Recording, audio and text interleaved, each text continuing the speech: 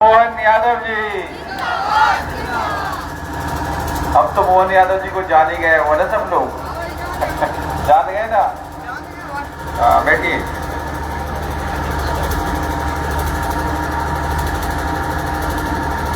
सुजानपुरा की पावन भूमि पर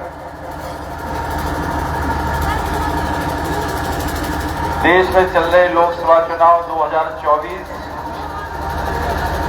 और इस चुनावी अवसर पर देश के यशस्वी प्रधानमंत्री माननीय श्री नरेंद्र भाई मोदी जी की तरफ से सुजानपुरा, देवीनगर, जिनागढ़ और जटेरा इस शक्ति केंद्र के सभी बुजुर्गों, नौजवानों, माताएं, बहनों और प्यारे बच्चों के लिए मोदी जी की राम राम लेकर के हम लोग आए।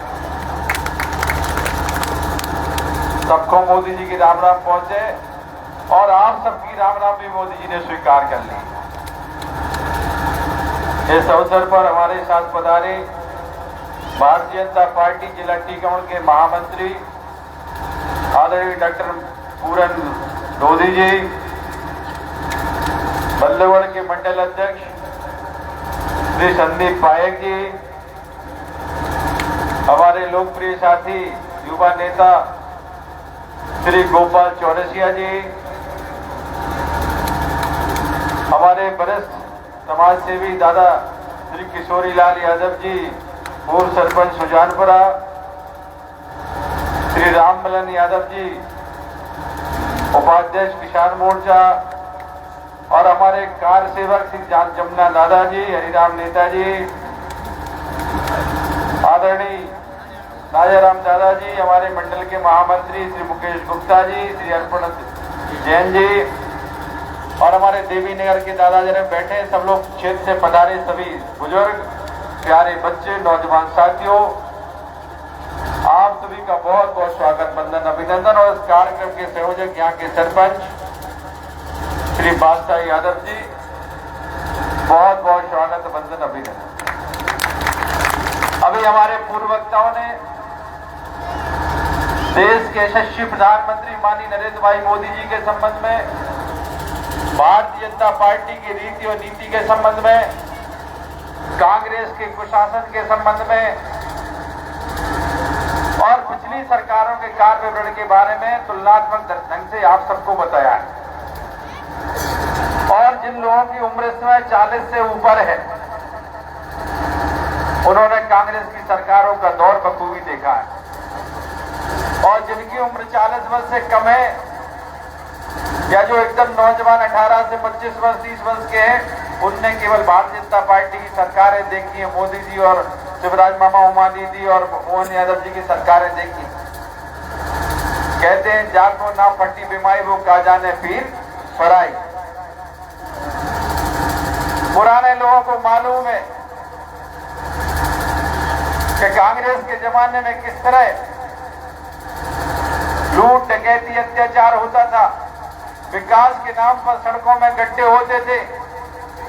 अभी गोपाल जी बता रहे थे कि गुदागर होते थे, हम लोगों के पक्के मकान भी नहीं होते थे, सरकार की तरफ से कोई भी आर्थिक सहायता नहीं मिलती थी, और अगर किसी ने अच्छी मोटरसाइकिल खरीद ली, अच्छी दुकान खोल ली, तो दूसरे दिन उसकी चोरी हो जाती। हमारा विधानसभा क्षेत्र में जे रोड पड़ता है, जे रोड में एक कोयली खिलक है कुशवाहा समाज का, वहां चतुर्भुज कुशवाहा जी हैं, संपन्न व्यक्ति है, उनके पास उस जमाने में डबल एस हीरो होंडा गाड़ी हुआ करती थी, और उस गाड़ी को चुरा लिया लोगों ने। कांग्रेस की सरकार थी, आदरणीय दिग्विजय सिंह जी मुख्यमंत्री थे, ब्रजेंद्र सिंह जी विधायक हुआ करते थे निमाड़ी पृथ्वीपुर से। गाड़ी का पता चल गया, गाड़ी सामने खड़ी है, चतुर्भुज कुशवाहा जी सामने खड़े हैं, लेकिन इतना भय था, ये नहीं कह पा रहे थे कि मेरी गाड़ी है जी। आप इसी से अंदाजा लगा लीजिए कि कांग्रेस का दौर क्या था और भारतीय जनता पार्टी का दौर क्या है। दो सगे भाई, माँ बेटा, पिता पुत्र, पति पत्नी, भाई बहन आपस में भी इस अन्याय अत्याचार की चर्चा नहीं कर पाते थे।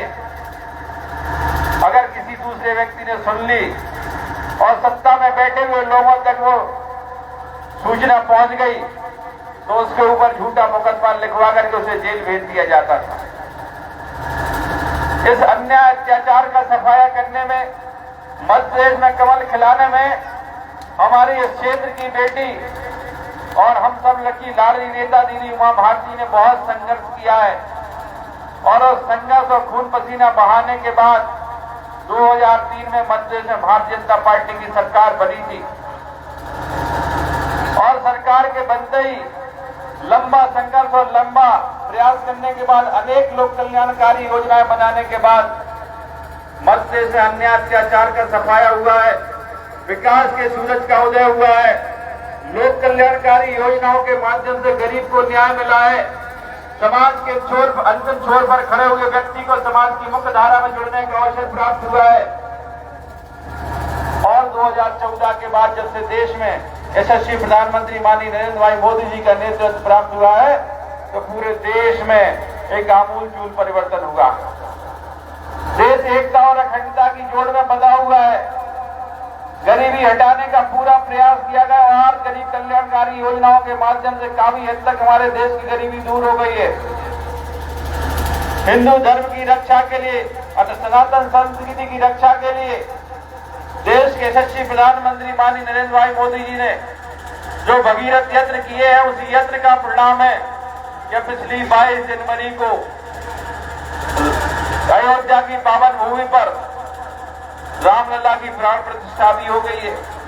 देश को एकता और अखंडता के सूत्र में बांधने वाले, रामलला की प्राण प्रतिष्ठा करने वाले और गरीब के लिए उनके कल्याण की योजनाएं बनाने वाले देश के यशस्वी प्रधानमंत्री माननीय नरेंद्र भाई मोदी जी, प्रदेश सरकार के मुखिया माननीय शिवराज सिंह चौहान जी, माननीय मोहन यादव जी, इन सब ने मिलकर के देश से और प्रदेश से गरीबी भगाने का काम किया है।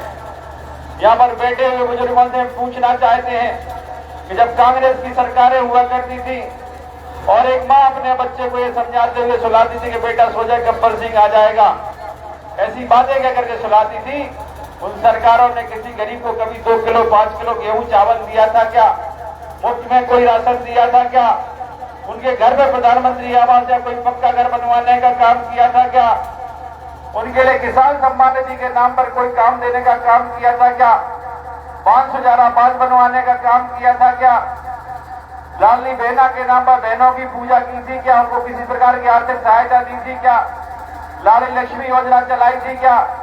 अगर इन कल्याणकारी योजनाओं का गठन किसी ने किया है तो भारतीय जनता पार्टी की रीति नीति से बनी हुई सरकारों ने किया है, चाहे वो प्रदेश की सरकार हो चाहे वो देश की सरकार हो।